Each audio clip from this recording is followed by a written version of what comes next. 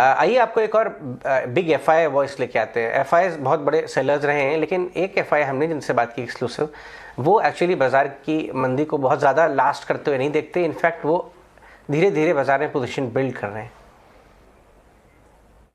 Rahul, India का जो investment appeal है वो हाई क्रूड ऑयल प्राइस की वजह से, कमोडिटी प्राइस के अनयूजुअली हाई हो जाने की वजह से कितना ज़्यादा चैलेंज होता हुआ आपको नजर आ रहा है इस समय? इंडिया की जो इन्वेस्टमेंट स्टोरी है from a longer term medium term perspective काफी स्ट्रॉन्ग स्टोरी है कि आप देखिए कि गवर्नमेंट जो कर रही है एफडीआई अट्रैक्ट करने के लिए, ये जो पीएलआई स्कीम्स हैं, these are great schemes etcetera. और जो चीज हमने पहले भी डिस्कस करी है कि इंडिया में पिछले 7-8 साल में कोई इन्वेस्टमेंट साइकिल नहीं हुई है, कोई एक्सेस नहीं हुआ है, कोई मिस एलोकेशन ऑफ कैपिटल नहीं हुई है।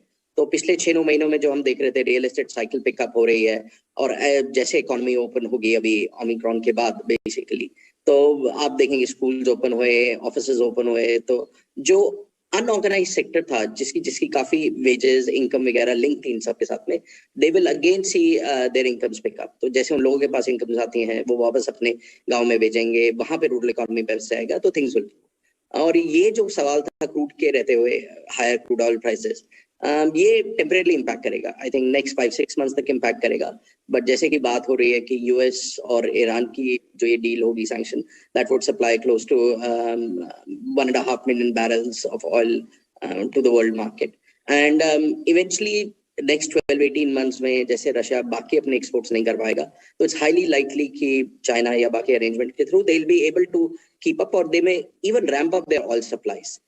तो from a medium term perspective इतने वरीड नहीं रहेंगे, बट नियर टर्म अनसर्टेनिटी रह सकती है। फेयर पॉइंट है। सो ये जो 6-8 महीने में आपको वैल्यूएशन कंफर्ट कहाँ पे आता हुआ नजर आता है, जो टेम्परेरी शॉकर आएगा मैक्रो की वजह से? और भी हमने देखा है 20% बैंक निफ्टी टॉप से करेक्ट हुआ है, 10-12% benchmarks, broader markets, mid caps और ज़्यादा। इस करेक्टिव फेज में आपको कहीं वैल्यूएशन कंफर्ट आना शुरू हुआ है जहाँ पे आपने निबल किया होगा लास्ट कुछ हफ्तों में अपने पोर्टफोलियोज में, या देख रहे हैं? तो आई थिंक जहां तक ऐड करने का सवाल है, तो one can easily wait for another month or so. थोड़ा जल्दी नहीं है ऐड करने की, बट अगले 3 महीने में अपॉर्चुनिटीज मिलेंगी आपको ऐड करने के लिए। और वो अपॉर्चुनिटीज आएंगी जो लॉन्ग टर्म इन्वेस्टर हैं, जिनका एटलीस्ट 1 ईयर टाइम फ्रेम है। बैंक्स में थोड़ी अपॉर्चुनिटीज आ सकती हैं, थोड़ी ऑटोज में आ सकती है, आईटी में ऐड कर सकते हैं, हॉस्पिटल्स एक अच्छा सेक्टर है जिसमें काफी अच्छी डिमांड विजिबिलिटी है, वैल्यूएशन भी थोड़ी करेक्ट हो गई है, तो वहां ऐड कर सकते हैं। इंडस्ट्रियल्स, कंज्यूमर डिस्क्रिशनरी जो हैं थोड़े एक्सपेंसिव हैं, तो हालांकि डिमांड विजिबिलिटी इन लोगों इन सेक्टर्स में अच्छी है, बट वन वुड प्रेफर कि थोड़ा 15-20% लोअर मिले, तो that would have a favourable risk reward. एक आखिरी सवाल राहुल, तो आपको ये लग रहा है कि 3 से 5 साल का अगर व्यू लेके चलें, तो कॉर्पोरेट इंडिया की अर्निंग्स क्वालिटी अगर एक assorted basket large cap, mid cap, small cap की बनाई जाए, तो क्या 15 से 18% का अर्निंग्स कैगर और हेंस लॉन्ग टर्म में रिटर्न कैगर की उम्मीद करना एक फेयर एस्टिमेट होगा? तो बिल्कुल हो सकता है, अगर आप नॉमिनल जीडीपी ग्रोथ लें जो 12% की हो सकती है, 5 से 6% इन्फ्लेशन, 5 से 6% जो गवर्नमेंट इतना सब काम कर रही है उसके रहते हुए हम इजीली ग्रो कर सकते हैं।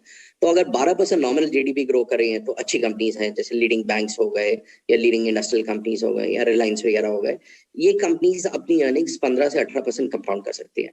तो एक चीज हमें जो देखनी पड़ेगी कि कोशिश करें कि वो स्टॉक्स ना ले जिनके पीस काफी हाई हैं। जो 40-50 पी वाले स्टॉक्स हैं, उनमें हो सकता है कि ओवर नेक्स्ट 2-3 इयर्स ये नेम डीरेट करे, क्योंकि पिछले 10 साल में अगर हम देखें तो इन स्टॉक्स के जो पी 25-30 होते थे, वहां से डबल होके लगभग 50-55 टाइम्स हो गए। तो यहाँ थोड़ा डीरेटिंग का रिस्क है, क्योंकि rates are gonna move up. But अगर हम रीजनेबल पी स्टॉक्स ले रहे हैं 20-25 P 12-15 months forward, and those names are linked good companies, अच्छी बैलेंस शीट्स हैं, तो I think those companies can easily give 15 to 18